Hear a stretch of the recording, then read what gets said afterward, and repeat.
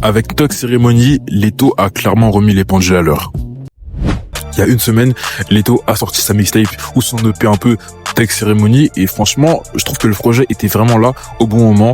On sait que ses derniers albums avaient un peu flop et c'est dommage parce que pour moi, il avait clairement réussi à se réinventer. Malheureusement, dans la musique, c'est le public qui décide généralement. Donc il a été obligé de revenir à ses bases et il l'a fait très bien. Le public a adhéré. Tu sens vraiment un certain engouement autour du projet, c'est plutôt pas mal. Et à côté, il y a l'idée de faire plein de feats où vraiment il fait ce qu'il veut, où vraiment il s'amuse, a été plutôt bonne. Le son avec la mano super efficace, pareil pour Niska.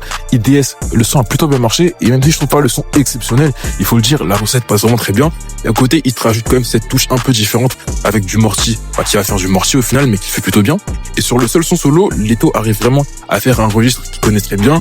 Il exploite un registre limite qu'il connaît par cœur. C'est du Leto un peu sur des sons comme du Sale Histoire, où vraiment il va frapper fort sur une instru un peu dansante, un peu ambiancée, avec un petit refrain à la fin. C'est pas forcément le projet de l'année, mais c'est vraiment Leto qui revient à ses bases. C'est Leto qui montre à son public que oui, le Leto que vous kiffez est toujours là. C'est plutôt pas mal. Je pense que là, il était quand même dans une position assez particulière, où est-ce que tu restes sur ta voie, ou est-ce que tu reviens à tes bases. Il a choisi de revenir à ses bases, et il faut le dire, le pari est réussi.